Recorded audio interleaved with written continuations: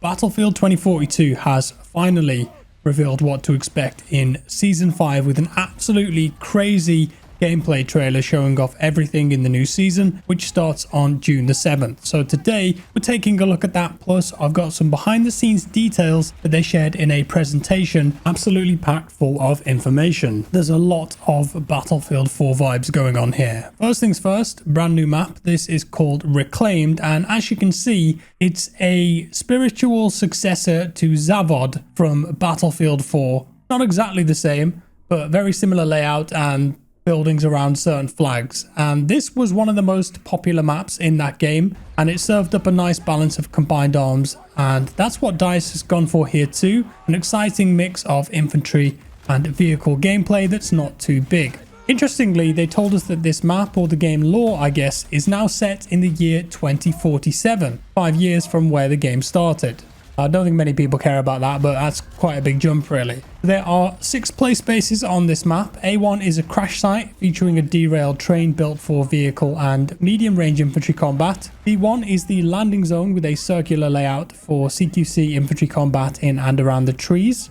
Trees are destructible, of course. C1 and C2 are in the middle of the map. These are the 2 big warehouse slash factory type buildings, basically 2 distinct infantry spaces that can just about accommodate big vehicles if you can squeeze them in. D1 is the bunker. This is a forgotten area in the side of a nearby mountain, and it's the most hectic infantry only part of the map. In the behind the scenes, they showed us more gameplay of this, and in some areas it kind of looks like the layout of Operation Metro, which I think is quite interesting. And then finally, E1 is the silo. That's the second big vehicle flag, great for tank fights, with a circular layout for Ring Around the Rosie chaos.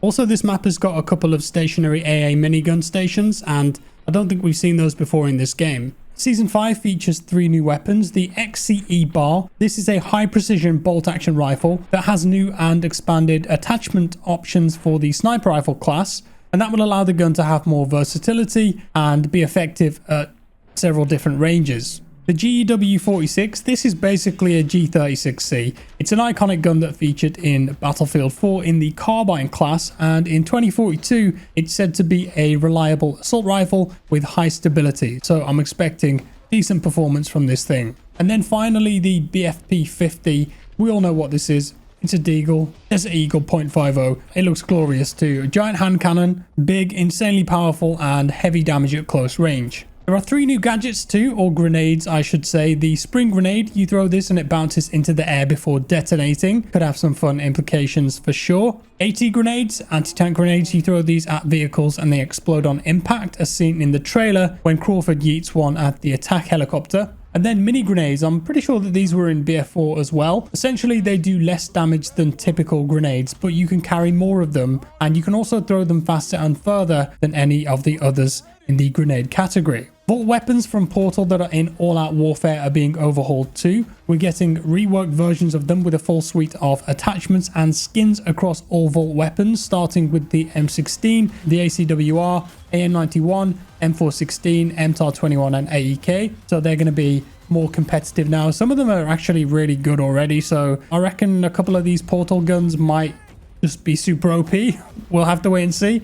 Next, Hourglass rework, finally. So this is actually the last map from the launch of Battlefield 2042 that's going to be reworked, and my god, it looks significantly better than what we had before. Did they actually rework all of those original maps? They did, didn't they? Now, you couldn't see much in the trailer they released, but they did give us a detailed breakdown in the presentation where they showed us a look at all of the flags and objectives. I took some notes, and this is the rundown of the new version for you. So the size has been significantly reduced to focus combat. I think Hourglass was one of the biggest maps in the game originally, but now there's a load of cover added on the primary routes for fighting. So when you're moving between most of the points, it will be like hardcore cover to cover combat with a massive increase to the military presence seen on the map.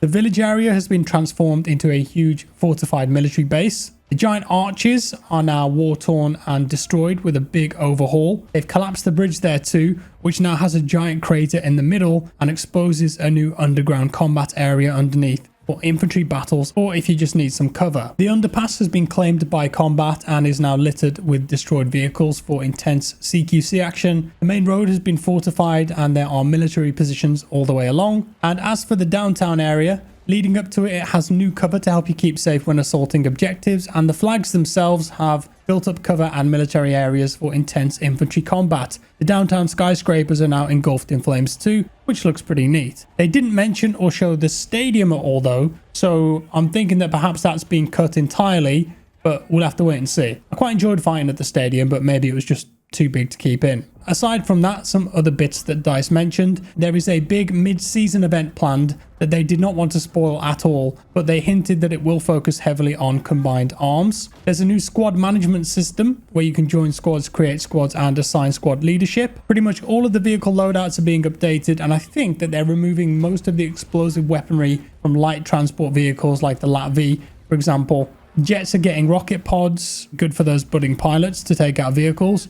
Most tanks, attack vehicles, etc. are going to get thermal sights on the guns too. There's a ton of cosmetics in the battle pass as well, and the main bulk of that is these two new factions which fit into the lore of the game. One of them is this very clean looking futuristic cutting edge vibe. Reminds me a lot of Battlefield 2142, actually, great game. And the other faction is this big old school survivalist group with the skulls on their head. A bit more primitive. And anyone that was a year 1 pass holder will get this wet work looking skin for Sundance and a 20% XP seasonal booster. I feel like this company man skin for McKay will be very popular too. Now, whilst I haven't played any of this yet, based off the trailer and the info, it all looks and sounds amazing. Go and watch the trailer if you haven't seen it yet, because you're not getting the proper experience here as I've cut everything up to match with the commentary. But the astute among you may have noticed a glaring omission here that's quite concerning as a fan. DICE didn't mention a year 2 or season 6 at all.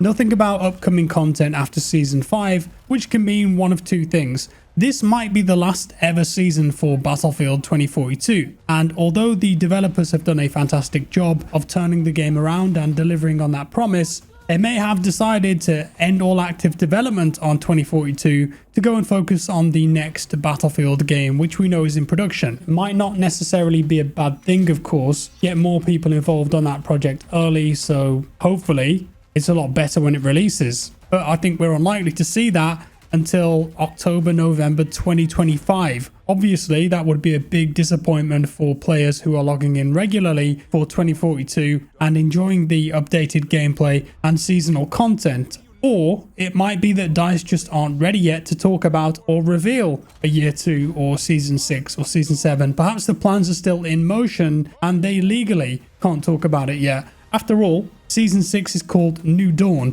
which insinuates a fresh start or there's more to come. I'd personally love to see more new content from this game. If I were in charge, I'd be focusing on maps and guns, showing a more long-term commitment to the community. But is that realistic, and does it make business sense for DICE and EA? I don't know. I think it'd be a shame to let it all go now though, when it's just hitting its stride and many players are returning. Battlefield 5 suffered the same fate. It'll be interesting to see what happens here. With that said, let me know your thoughts down in the comments below. Thank you for watching. Drop a like if you enjoyed the video, subscribe if you're new, and I'll see you next time. Bye bye.